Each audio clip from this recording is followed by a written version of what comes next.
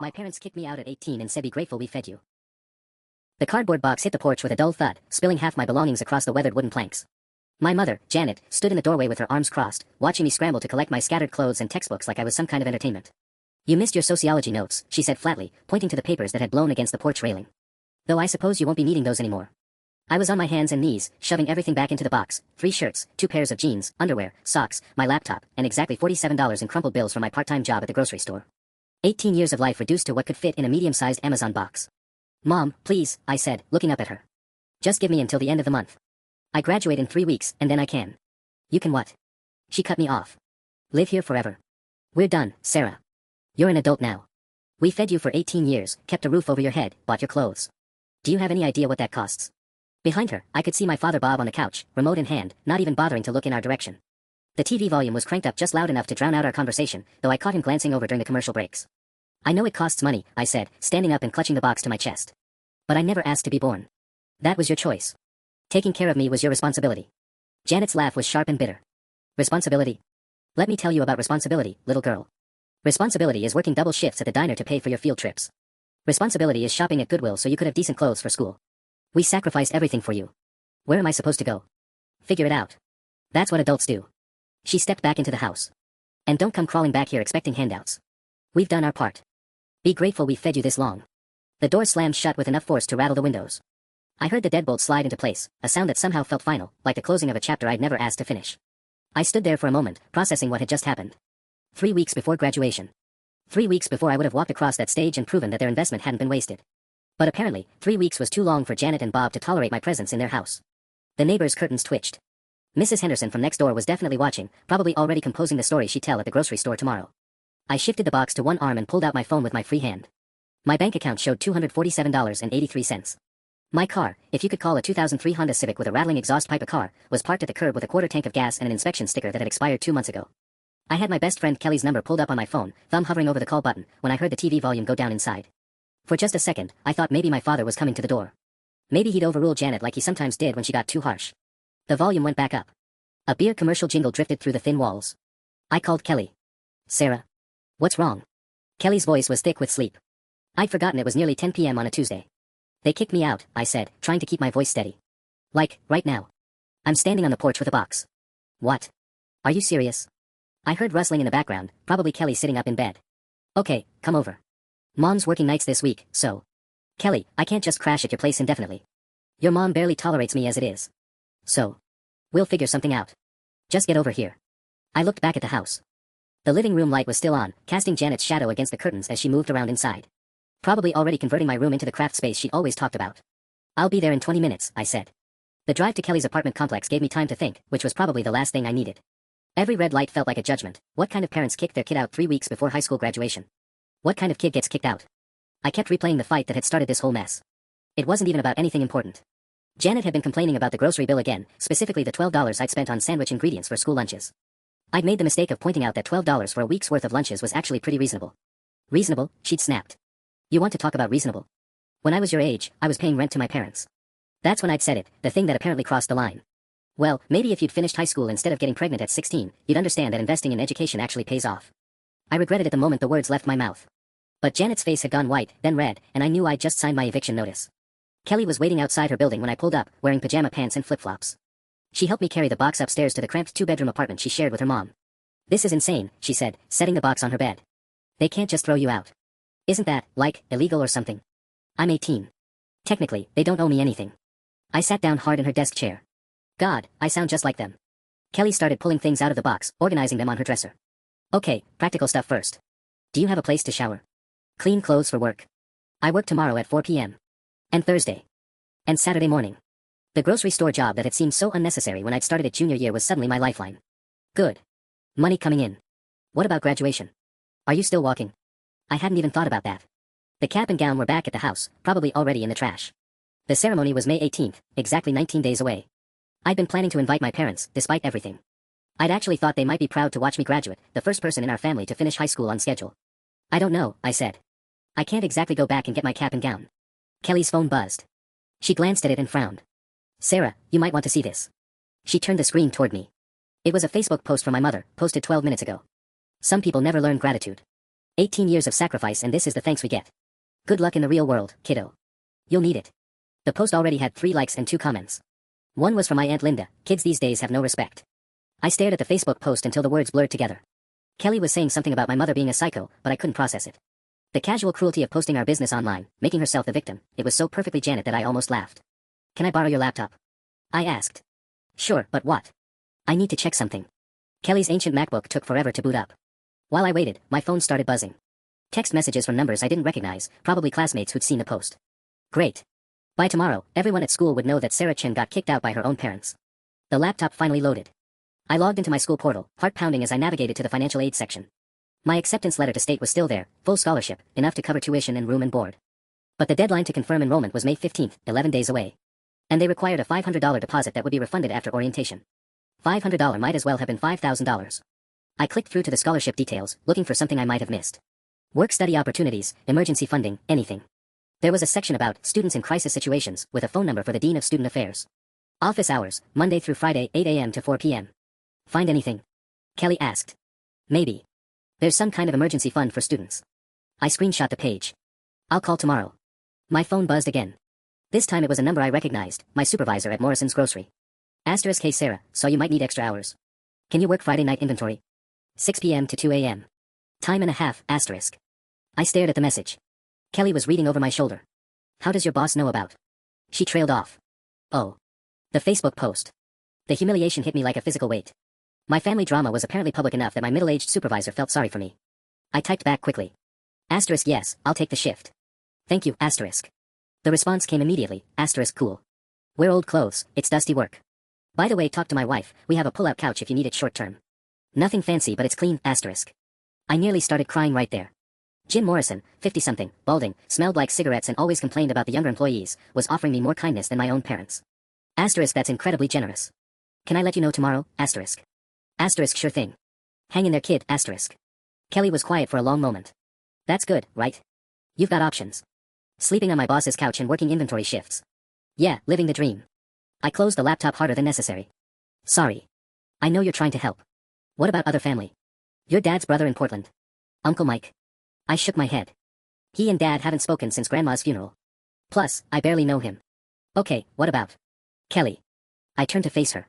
I appreciate the brainstorming, but let's be realistic. I have $200, a dead-end job, and parents who just publicly disowned me. The best-case scenario is I graduate, somehow scrape together that deposit money, and get to college before I end up sleeping in my car. As if summoned by my words, my phone rang. Janet's contact photo filled the screen, a picture from last Christmas where she was actually smiling.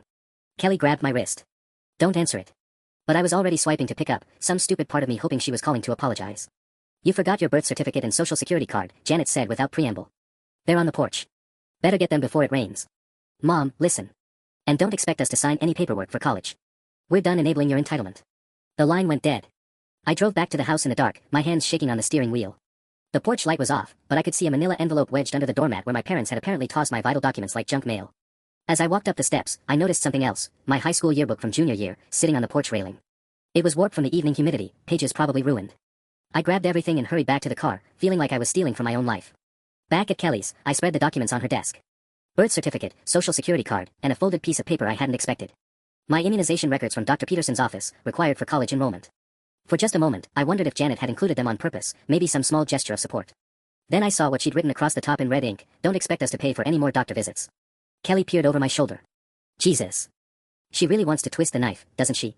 My phone buzzed with another text, this one from my dad. The first direct communication I'd had from him all night. Asterisk your mother wants me to change the locks tomorrow. Don't try to come back, asterisk. I stared at the message for a long time. Bob wasn't a texter, Janet usually handled all phone communication. The fact that he'd sent this himself felt significant somehow, though I couldn't decide if it was meant as a warning or just another layer of rejection. Understood, I typed back. Asterisk can you at least sign my college paperwork? I need a parent's signature for financial aid, asterisk. The response came 20 minutes later, asterisk we're not co-signing loans. Figure it out yourself, asterisk. They won't sign for college, I told Kelly. Wait, what? They can't just, she grabbed her laptop. There has to be something. Like, if your parents refuse to help, doesn't that make you independent for financial aid? We spent the next hour researching FAFSA requirements for independent students. The criteria was depressingly specific, married, over 24, military veteran, orphan, former foster child, or at risk of homelessness. I technically qualified for the last one, but proving it required documentation from homeless shelters or social services. So I'd have to actually become homeless first, I said. Great system. Kelly was still scrolling through websites. What about this? Students whose parents refuse to provide information may be able to submit a dependency override petition. You'd need documentation of the circumstances. I looked at Janet's Facebook post, still glowing on my phone screen. Well, I've got evidence that they cut me off. But it says the process can take months, and they don't guarantee approval. Better than nothing, right? My phone rang again. This time it was a number I didn't recognize. Hello. Sarah. This is Linda Morrison, Jim's wife. He told me about your situation. I'd never met Jim's wife, though he occasionally mentioned her when complaining about having to pick up groceries on his way home. Oh, hi Mrs. Morrison. Listen, honey, I know this is awkward, but we've got that spare room since our son moved out. It's not much, just a twin bed and a desk, but you're welcome to stay until you get on your feet. Jim says you're a good worker. I felt Kelly grab my arm, trying to listen in. That's incredibly kind of you. Are you sure? I mean, you don't even know me. I know enough. Jim's talked about you plenty, says you show up on time, don't complain, work twice as hard as kids half your age. Plus, I was 18 once. Had my own troubles with family. Her voice softened. Sometimes people need a bridge to get where they're going. Consider us your bridge. How much would rent be? We'll figure something out. Maybe you help with groceries, keep the place tidy. Nothing you can't handle. After I hung up, Kelly was grinning. See? Things are looking up already. But as I stared at my documents spread across her desk, I couldn't shake the feeling that this was just the beginning. The next morning, I woke up on Kelly's floor with my neck twisted at an impossible angle and a taste of regret coating my mouth. My phone showed 17 missed calls from a number I didn't recognize, all between 2 a.m. and 4 a.m. I sat up, immediately regretting the sudden movement as my spine protested. Kelly was already gone, probably at her morning shift at the coffee shop. There was a note on her pillow, bagels in kitchen. You've got this. K. The missed calls were all from the same 503 area code. Portland. I dialed voicemail with a sinking feeling. Sarah, this is your Uncle Mike. I saw. Jesus, I saw what your mother posted online. Look, I know your dad and I don't talk, but this is, call me back, okay? We need to talk. The timestamp said 2:17 a.m. The second message was from 2:45 a.m. It's Mike again. I've been up all night thinking about this. I should have reached out years ago. I should have, just call me. Please.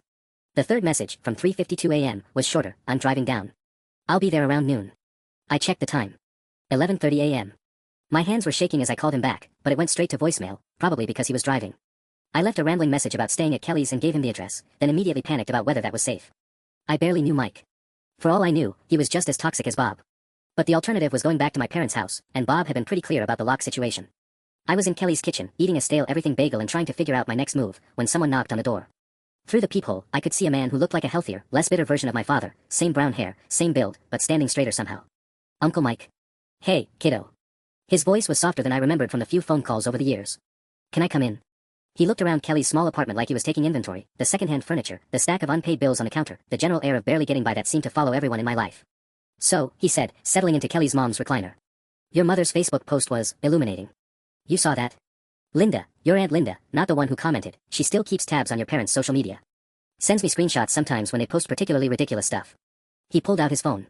But this one was different. He showed me the screenshot. Seeing the post again made my stomach clench, but Mike was scrolling down to the comments I hadn't seen yet. Look at this, he said, pointing to a comment from someone named Dave Riley. This guy, your dad's old supervisor from the plant, he commented, maybe if you spent less money at the casino, you could afford to support your kid through graduation. I stared at the screen. Casino. Oh, you didn't know. Mike's expression darkened. Your parents have been regulars at the tribal casino for about 3 years now. Linda sees them there every time she goes with her book club. Usually blowing through a couple hundred on the slots. The bagel turned to cardboard in my mouth. They kicked me out because they couldn't afford groceries. Mom said the $12 I spent on lunch ingredients was breaking their budget. Yeah, well, Janet's always been good at creative accounting. Mike put his phone away. Sarah, I need to ask you something, and I want you to be honest. How long have they been like this? This cold? I thought about it. Always, I think. I mean, it got worse after Dad lost his job at the factory, but they never really seemed to want me around. Mike was quiet for a long moment. I should have stayed in touch. Should have checked on you. Your dad and I, we had this stupid fight after Mom's funeral, something about dividing up her things, and I let pride get in the way of family. He looked at me directly. That stops now. What do you mean? I mean you're coming to Portland with me. I've got a spare bedroom, and the school district there can help you finish your last 3 weeks. You'll graduate on time. The offer was so unexpected, so generous, that I immediately started looking for the catch. Uncle Mike, I have a job here, and college applications, and... What college applications? I thought they wouldn't sign your financial aid paperwork. Well, no, but...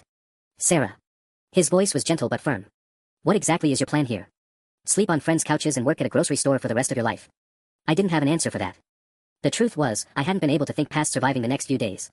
Portland State has rolling admissions, Mike continued. And Oregon has better financial aid programs for independent students. Plus, Linda, she's an academic counselor at a community college. She knows the system. Why? The question came out sharper than I intended. Why would you help me? We barely know each other. Mike's face went through several expressions before settling on something that looked like regret. Because 16 years ago, when your dad called to tell me Janet was pregnant, I offered to help. Told him they could stay with us until they got on their feet. And your father, my little brother, he told me to mind my own business. Said they didn't need charity from anyone. He stood up and walked to Kelly's small window, looking out at the parking lot. I should have tried harder. Should have come down anyway, brought baby gifts, forced my way back into his life. But I was young and stubborn, and I figured if Bob wanted to cut ties, that was his choice. He turned back to me. I won't make that mistake twice. I was still processing Uncle Mike's offer when my phone rang. The caller ID made my stomach drop. Morrison's Grocery. Sarah, thank God. Jim's voice was tight with stress. I need you to come in right now. Emergency. What's wrong? I'm not scheduled until. Your parents showed up here 20 minutes ago. They're in my office demanding I fire you. My blood went cold. What? Apparently you stole money from them. And merchandise. They've got some story about how you're a thief and I'm harboring a criminal. Jim's tone made it clear he didn't believe a word of it. But corporate policy says I have to investigate any theft allegations. I'm required to put you on suspension pending review. Uncle Mike was watching my face, clearly picking up that something was wrong. Jim, I never stole anything. I can explain. Don't explain over the phone. Just get down here. Bring any documentation you have about your living situation, bank statements, whatever proves you're not living some secret life funded by stolen grocery money. The line went dead. I stared at my phone, trying to process what had just happened. They're trying to get me fired, I told Mike. They went to my job and accused me of stealing. Mike's jaw tightened in a way that reminded me exactly whose brother he was. Of course they did. Can't have you actually succeeding on your own, that would make them look bad.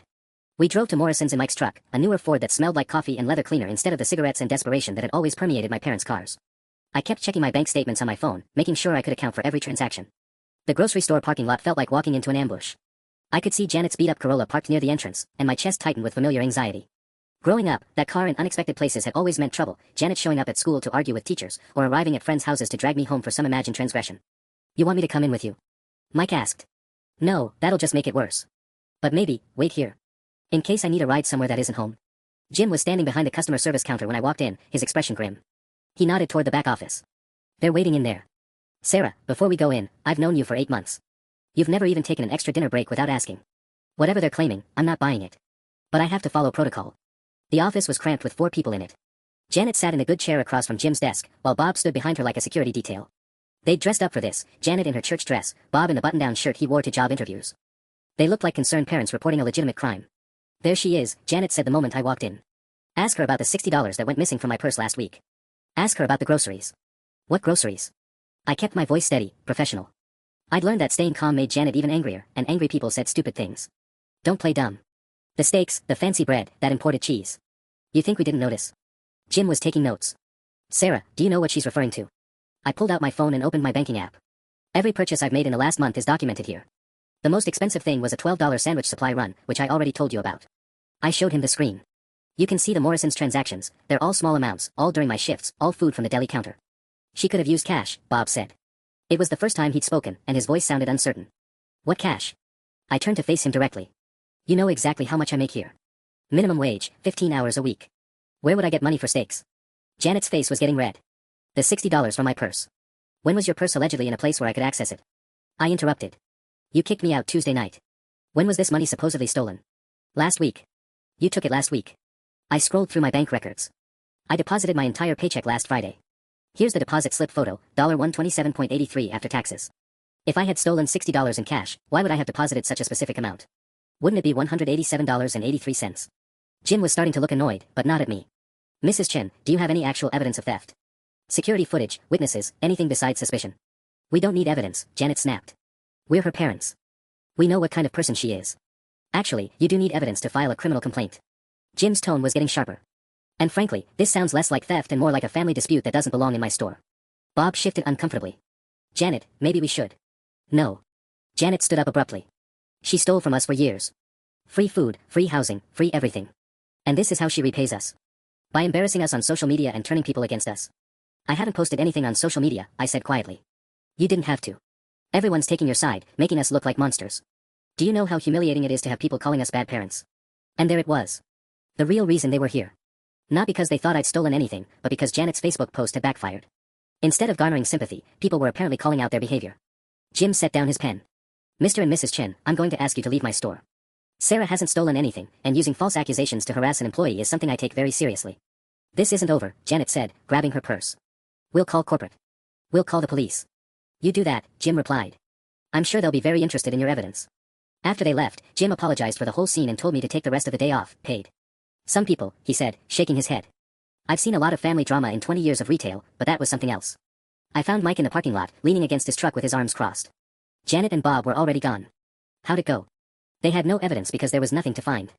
But I felt the weight of the whole situation settling on my shoulders. They're going to keep doing this, aren't they? Trying to sabotage anything good that happens to me. Mike was quiet for a moment. Probably. That's what people do when they can't stand to be wrong, they double down. He opened the passenger door. All the more reason to get you out of here. Portland's looking better by the minute, don't you think? I looked back at the grocery store, then at the road that led to my old neighborhood, where my former parents were probably already planning their next move. Mike was right. There was nothing left for me here but more of the same toxicity. Yeah, I said, climbing into the truck.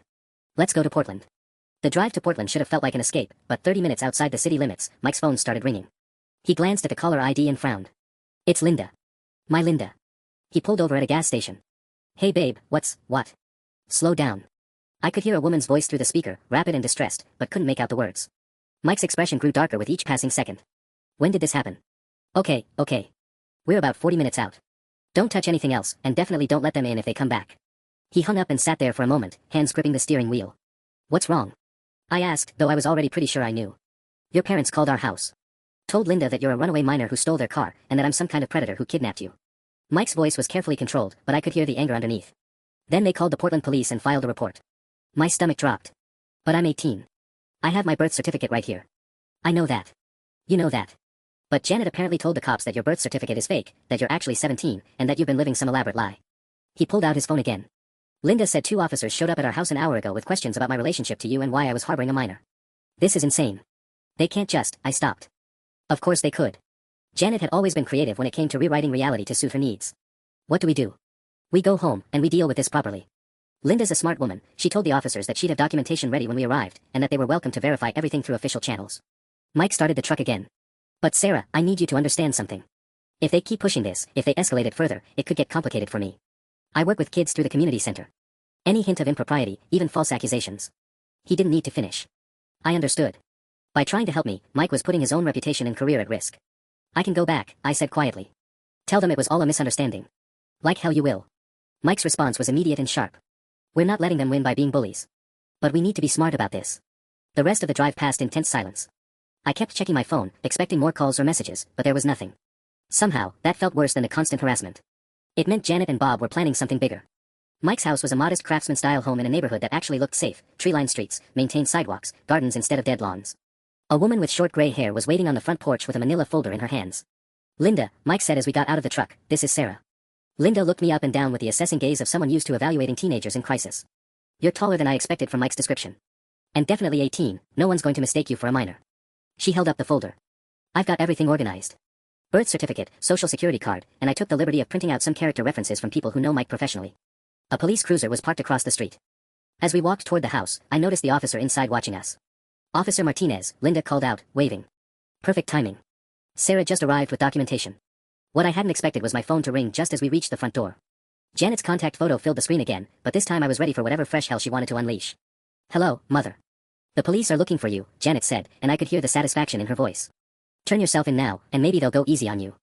I'm literally about to show them my birth certificate, I replied. You know, the one that proves I'm 18 and have every right to choose where I live. There was a long pause. Then, we'll see about that. The line went dead, and I had the distinct feeling that whatever Janet had planned, we hadn't seen it yet. Officer Martinez turned out to be a woman in her 40s with tired eyes and the patient demeanor of someone who dealt with family disputes countless times. She reviewed my documents on Mike's kitchen table while Linda hovered nearby with coffee and what appeared to be homemade cookies. Everything looks legitimate, Officer Martinez said, handing back my birth certificate. Date of birth confirms you're 18 as of 6 months ago. Mr. Reeves, your wife provided extensive character references, and frankly, the story your relatives told doesn't match what I'm seeing here. What exactly did they tell you? I asked. That you're a troubled minor with a history of theft and manipulation, that Mr. Reeves lured you away with promises of money and drugs. She closed her notepad. But you're clearly an adult. Mr. Reeves works with youth programs and has a spotless background check, and Mrs. Reeves showed me documentation of his volunteer work with homeless teens. Linda sat down across from me. Sarah, I need to ask, is there any chance your parents could produce alternative documentation? Different birth records, adoption papers, anything that might contradict what you've shown us. I shook my head. No, I was born at Mercy General here in town. Everything's legitimate. Officer Martinez's radio crackled. She stepped outside to respond, and through the window I could see her having an animated conversation with someone. When she came back in, her expression had changed. We've got a problem, she said. Your parents just showed up at the police station with someone claiming to be your biological father. The blood drained from my face. What?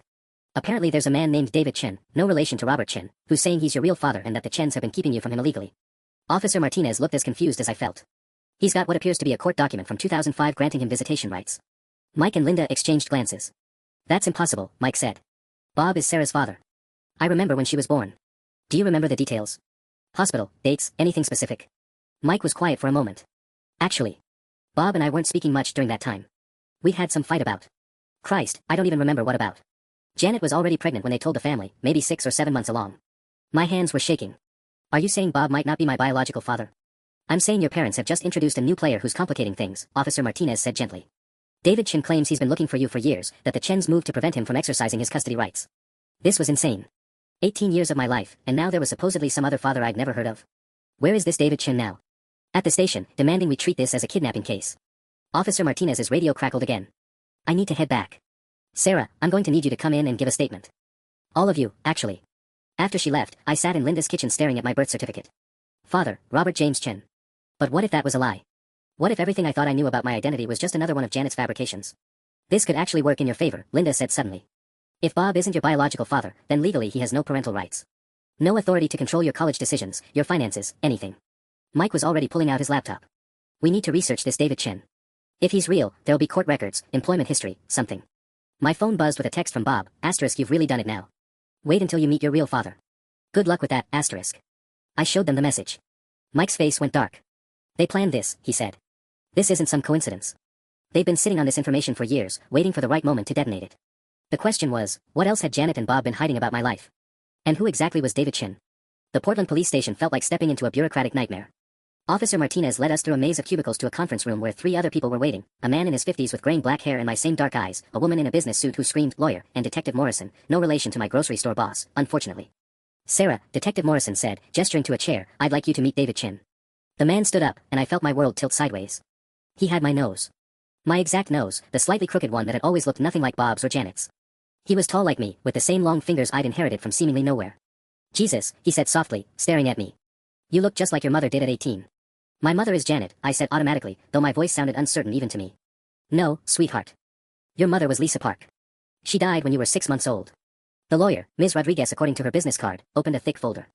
Mr. David Chen has been searching for his daughter Sarah for 17 years. He has documentation proving paternity, including DNA tests performed when Sarah was an infant, and court orders granting him custody that were never enforced due to the respondents fleeing the jurisdiction. She slid a photograph across the table. It showed a young Asian woman holding a baby in a hospital bed. The woman was smiling, exhausted but happy. The baby had a full head of dark hair and was wearing a pink hospital bracelet that read, Baby Girl Park/Chen. That's you, David said quietly. 3 days old. Lisa insisted we name you Sarah because it meant princess, and she said you deserved to be treated like royalty. I picked up the photograph with trembling hands. The woman in the picture looked like an older version of myself, same face shape, same smile. Nothing like Janet's sharp features or perpetual frown. This is impossible, I said. I would remember having different parents. You were 8 months old when Janet and Bob took you, Ms. Rodriguez explained. Lisa had been staying with Janet, they were cousins, while David was deployed overseas with the army. When Lisa died in a car accident, Janet and Bob simply disappeared with you. Detective Morrison was reviewing the court documents. Mr. Chen, walk me through what happened after you returned from deployment. David's voice was steady but I could hear the pain underneath. I got emergency leave as soon as I heard about Lisa's accident. Flew back expecting to pick up my daughter and arrange Lisa's funeral. But when I got to Janet and Bob's address, the neighbors said they'd moved out the week before. No forwarding address. And you reported this? Immediately. But Janet and Bob had legal guardianship paperwork. Apparently Lisa had signed something giving them temporary custody in case of emergency. The police said it was a civil matter, not criminal. Ms. Rodriguez pulled out more documents. The family court issued orders in 2006 requiring the Chens to return Sarah to her father. They never complied.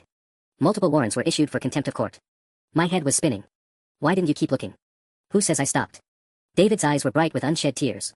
I hired 3 different private investigators over the years. Janet and Bob changed their last name, used to be Kowalski, moved 4 times, paid cash for everything. They were deliberately staying off the grid. Detective Morrison was taking notes. So when you heard Sarah's story on the news? What news? I interrupted. Your mother's Facebook post went viral, Ms. Rodriguez said, showing me her phone. Someone screenshot it and shared it to a local parenting group with the caption, worst parents ever. It spread from there. David saw it yesterday morning. I stared at the screen showing Janet's post with 847 shares and hundreds of comments, mostly people calling her horrible. One comment thread had over 50 replies of people sharing their own stories of parental abuse. I recognized your name and approximate age, David continued. But what really convinced me was the photo. You have Lisa's exact smile. Mike, who had been silent through all of this, finally spoke up. This is a lot to process. Sarah, how are you feeling about all this? Honestly, I felt like I was watching someone else's life unfold. I don't know what to feel. If this is true, it means everything Janet and Bob ever told me was a lie. Not everything, David said gently. You're still you. You're still smart and strong enough to survive 18 years with people who clearly didn't appreciate what they had. But Sarah, you were never supposed to be grateful for basic necessities. You were supposed to be loved unconditionally. My phone buzzed. A text from Janet, asterisk having fun meeting daddy. Ask him why he abandoned you, asterisk. I showed David the message. His jaw tightened. I never abandoned you. I've been looking for you since you were 8 months old. He pulled out his own phone and showed me a folder labeled Sarah. It contained hundreds of photos, age progression images, screenshots of social media searches, private investigator reports. Every birthday, every Christmas, every milestone you should have had. For the first time in my life, I was looking at evidence that someone had actually wanted me. But as I stared at 17 years worth of search documents, one question kept nagging at me. If David Chen was really my father and had been looking for me all this time, why were Janet and Bob so confident that revealing his existence would somehow hurt me? What weren't they telling me about David Chen? The answer to my question came 20 minutes later when Detective Morrison's phone rang.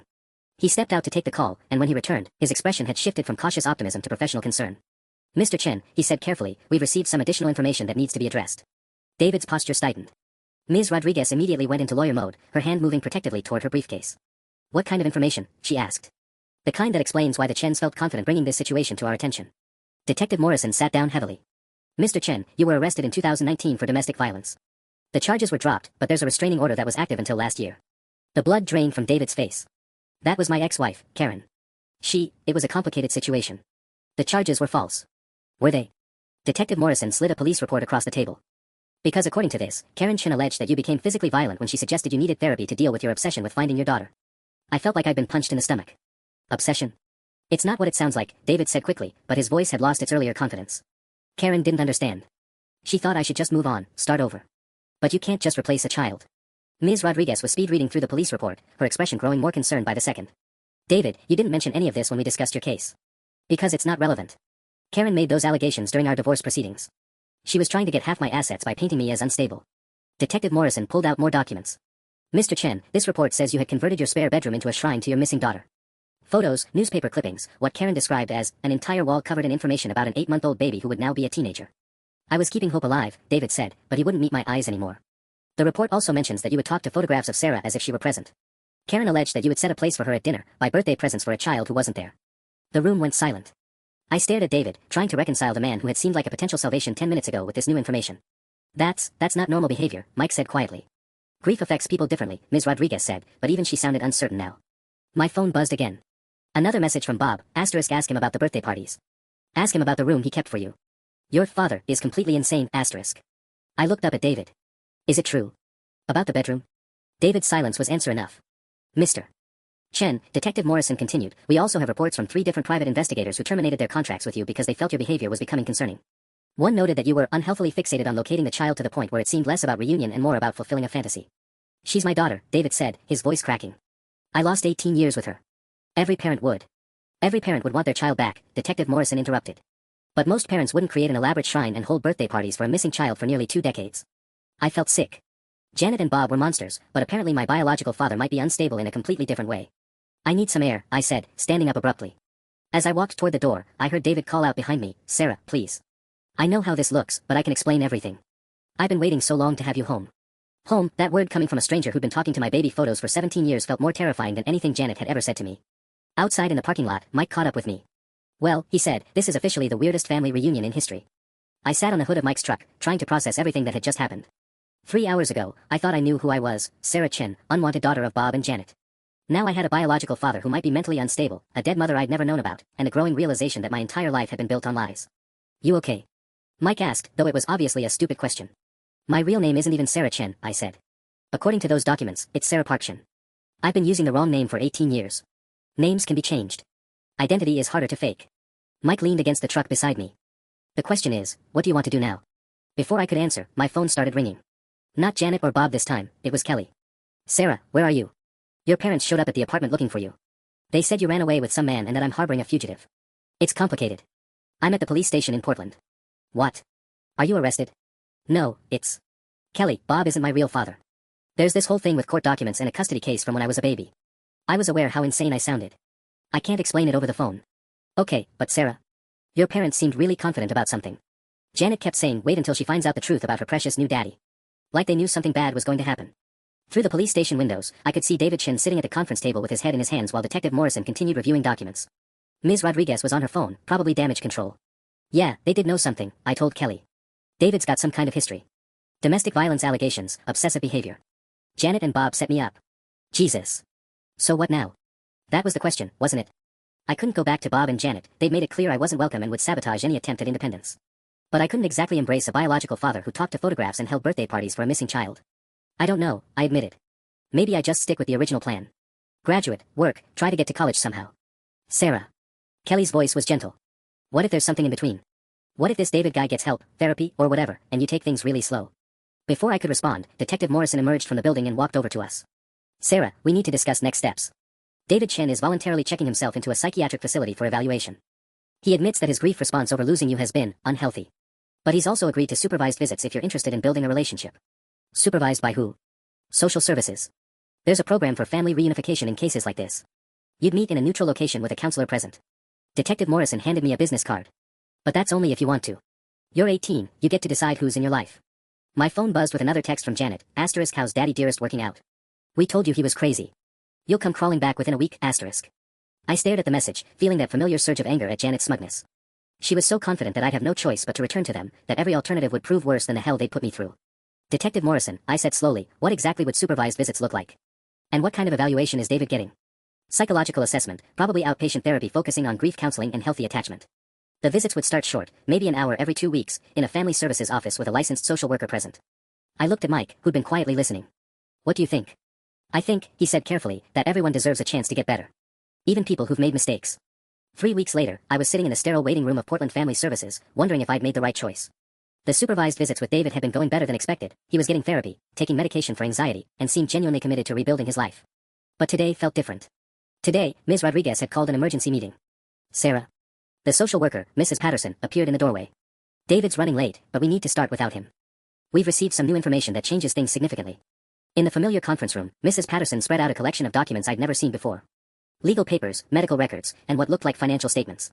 Yesterday, David's therapy sessions revealed something important about why Janet and Bob disappeared with you, she said. It wasn't just about wanting to raise you. There was a life insurance policy. My stomach dropped. What kind of life insurance policy? Your mother Lisa had a $150,000 policy that named you as the sole beneficiary, with David as the trustee until you turned 18.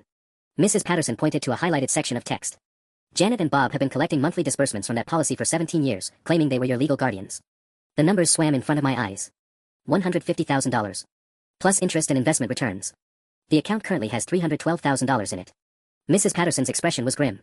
Money that legally belongs to you, and has belonged to you since your 18th birthday 3 months ago. I stared at the bank statements showing monthly withdrawals of $800 to $1,200, all signed by Robert Chin as legal guardian. 17 years of Janet complaining about every dollar I cost them, while they were literally profiting from my existence. They stole from me, I said, the words feeling surreal as they left my mouth. This whole time, they were stealing from me. My phone started buzzing. Text messages coming in rapid succession, all from Janet. Did your crazy daddy tell you about the money yet? * we spent it on you. 18 years of food, housing, clothes, *. Try to prove we stole anything. We have receipts for everything, *. You were an expensive kid. That money was barely enough to cover your costs, *. Mrs. Patterson was watching me read the messages. Sarah, David's attorney is prepared to help you file for recovery of the funds, plus damages for misuse of your inheritance. What does that mean exactly? It means Janet and Bob could face serious criminal charges for fraud, embezzlement, and identity theft. The amounts involved make this a felony case. Before I could respond, there was a commotion in the hallway outside. Raised voices, someone arguing with the receptionist. Through the window, I saw a police officer escorting a man in handcuffs past our door. Mrs. Patterson's phone rang. She answered quickly, her face growing more concerned as she listened. That was Detective Morrison, she said after hanging up.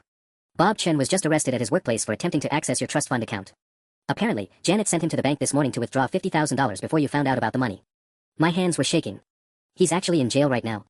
He's being booked on charges of attempted fraud and violation of fiduciary duty. Janet's being picked up as we speak. Mrs. Patterson gathered the documents. Sarah, this changes everything about your situation. You're not a homeless teenager anymore. You're the victim of a major financial crime, and you have significant assets. The door opened and David walked in, looking nervous but more put together than I'd seen him. 3 weeks of therapy had helped. He made eye contact now, didn't stare at me like I was going to disappear. I'm sorry I'm late, he said. My lawyer needed to brief me on the trust fund situation before. He stopped, noticing my expression. You already told her. David, I said carefully, how long have you known about this money? His face fell. I found out 2 days ago when my attorney finally got access to Lisa's estate records. Sarah, I swear I didn't know. If I'd known Janet and Bob were stealing from you all these years. Mrs. Patterson was watching our interaction closely. The question now is what Sarah wants to do about it. The district attorney is prepared to prosecute this as a major fraud case. But as the victim, you have some say in how we proceed. I thought about Janet's smug confidence that I'd have no choice but to come back to them. About Bob changing the locks and telling me to figure it out myself. About 18 years of being told I should be grateful for basic necessities while they were profiting from my mother's death. I want to prosecute them, I said. I want them to face consequences for what they did. But even as I said it, I wondered if I was prepared for the war that Janet and Bob would undoubtedly wage in response. The war started exactly 12 hours after Bob's arrest. I woke up in Mike and Linda's guest room to my phone buzzing with notifications, 17 missed calls and 43 text messages, all from numbers I didn't recognize. The first message, sent at 3:17 a.m., set the tone for what was coming. Asterisk, we know where you live now, Sarah. Your fake family won't protect you forever, asterisk. My hands were shaking as I scrolled through the rest. Most were variations of the same theme, threats disguised as warnings, accusations wrapped in concern. But it was the one from Janet's sister Patricia that made my blood run cold. Asterisk, Janet told me what you're doing. Destroying the family that raised you over money. Lisa would be ashamed. Some daughter you turned out to be, asterisk. I'd never met my Aunt Patricia. Had never even heard Janet mention her. But somehow she felt qualified to speak for my dead mother. Linda knocked softly on my bedroom door. Sarah. There's a Detective Morrison here to see you. Detective Morrison was standing in the kitchen with a grim expression and a manila folder that looked ominously thick. We need to talk about the harassment campaign, he said without preamble. Janet made bail this morning, and within 6 hours, you received over 40 threatening messages from various phone numbers. That's not a coincidence. He spread printouts of the text messages across Linda's kitchen table. She's organized what we call a flying monkey attack, recruited friends and family members to bombard you with pressure to drop the charges. It's a common intimidation tactic in financial fraud cases. Is it illegal? Mike asked, pouring coffee with hands that weren't entirely steady. The direct threats are the guilt-tripping and manipulation. Harder to prosecute, but it establishes a pattern of harassment. Detective Morrison pointed to one particularly nasty message. This one, from someone calling herself Cousin Beth, threatens to make your life hell until you come to your senses. That crosses the line. My phone buzzed again. Another unknown number, asterisk, we raised you better than this. Drop the charges and come home where you belong. Last warning, asterisk. How are they getting all these people to help them? I asked. Social media, Detective Morrison said grimly. Janet posted a very creative version of events on Facebook. According to her, you're a troubled teen who's been brainwashed by your mentally ill biological father into making false accusations for money. She's painted herself as the victim of an ungrateful child's greed. He showed me his phone. Janet's post had been shared 127 times in the past 8 hours. The comments were a mix of outrage on Janet's behalf and people calling for someone to talk sense into that girl before she destroys her family. But here's the thing, Detective Morrison continued, Janet made a crucial mistake. In her rush to play victim, she admitted to several facts that actually strengthen our case against her. He pointed to a specific comment where Janet had written, asterisk, we used that money exactly like Lisa would have wanted, to give Sarah the best life possible. Every penny went to her care, asterisk. That's an admission that she knew about the trust fund and deliberately accessed it. Her defense attorney is probably having a heart attack right now. Linda was reading over my shoulder. Some of these messages are really vile. This one says Sarah should be grateful she wasn't left in foster care to be abused by strangers. The irony being that foster care has strict oversight and financial accountability, Detective Morrison said dryly. Unlike whatever Janet and Bob were doing. My phone rang. David's name appeared on the screen, and for the first time in weeks, I felt relieved to hear from him. Sarah, are you okay? My lawyer just showed me Janet's Facebook post. This is insane. Yeah, I'm getting that impression. I've been thinking. What if we accelerated our timeline? Instead of waiting for the trial, what if we pushed for a preliminary hearing to freeze any remaining assets? Cut off their ability to spend more of your money while they're fighting the charges. Detective Morrison was nodding approvingly. Smart thinking. The longer this drags out, the more time they have to hide assets or spend what's left. But as I looked at the pile of threatening messages, I realized that money might be the least of my problems. Janet had always been vindictive when she felt cornered, but I'd never seen her mobilize other people like this. Detective Morrison, I said slowly, what happens if this gets worse? What if they escalate beyond text messages? His expression was answer enough. The escalation came faster than Detective Morrison had predicted. On Thursday morning, I woke up to find Mike standing in the driveway with a crowbar, prying nails out of all 4 of his truck tires. Someone had driven them in deliberately, not slashing that could be dismissed as random vandalism, but methodical sabotage that took time and planning. Happened sometime between midnight and 6 a.m., Mike said, his voice tight with controlled anger. Linda's car too. And they spray-painted liar across the garage door. I felt sick. Mike, I'm so sorry. This is my fault. No. His response was sharp. This is Janet and Bob's fault. Don't you dare take responsibility for their criminal behavior. Linda emerged from the house with her laptop and a grim expression. It gets worse. Janet tagged our address in a Facebook post at 2 a.m. She wrote, this is where the people who are helping Sarah destroy her family live. Maybe some friendly neighbors could stop by and talk sense into them. She showed me the screen. The post had 37 comments, most of them variations of, someone should teach them a lesson, and, they need to mind their own business. But it was the comment from someone named Marcus Kowalski that made my blood freeze. I'll be in Portland this weekend. Might swing by for a conversation. Who's Marcus Kowalski? I asked. Janet's brother, Mike said quietly. Used to be Bob's name before they changed it, remember? Marcus has a record, assault, drunk and disorderly, couple of drug charges. He's exactly the kind of person Janet would call when she wants someone intimidated. My phone started ringing. Detective Morrison. Sarah, we need you to come in immediately. Bob violated his bail conditions by contacting you through intermediaries, and we've got evidence that Janet is organizing harassment that crosses into criminal territory. His voice was urgent. How quickly can you get to the station? Our cars are vandalized. Someone put nails in the tires. Jesus. I'm sending a patrol car to pick you up. Don't leave the house until they arrive. While we waited for the police, Linda was documenting the property damage with her camera. I'm calling our insurance company, she said, but first I want everything photographed for evidence. My phone buzzed with a text from an unknown number, asterisk nice little house your friends have. Be a shame if something happened to it while you're busy playing victim, asterisk. I showed Mike the message. His face went white with rage. That's it, he said, pulling out his own phone. I'm calling a lawyer. I don't care what this costs, we're getting restraining orders against all of them. Mike, you can't afford. We're using your money, he said firmly. That trust fund belongs to you, and protecting yourself is exactly what your real mother would have wanted it used for. 20 minutes later, I was in the back of a police cruiser, watching Mike's neighborhood disappear behind us. The officer driving, Officer Chen, no relation despite the name, was explaining the security measures they were putting in place. We're treating this as a credible threat situation now, she said. Janet Kowalski, she's using her original name again, has violated multiple bail conditions. The Facebook posts, the coordinated harassment, the property damage. Her bail's being revoked. What about Bob? Already back in custody as of an hour ago. Turns out he made contact with you through a third party, which violates the no-contact order. Officer Chen glanced in the rearview mirror. Sarah, I need to ask, do you have somewhere else you can stay? Your uncle's house is compromised now that the address is public. I thought about David, who'd been doing so well in therapy, who'd actually started to feel like a real person instead of a collection of mental health issues. 3 weeks ago, staying with my biological father would have seemed impossible. Now it might be my only safe option. Maybe, I said. But Detective Morrison needs to know, Janet's brother Marcus is coming to Portland this weekend. He's got a criminal record, and based on that Facebook comment, he's planning to do more than talk. Officer Chen's radio crackled with static.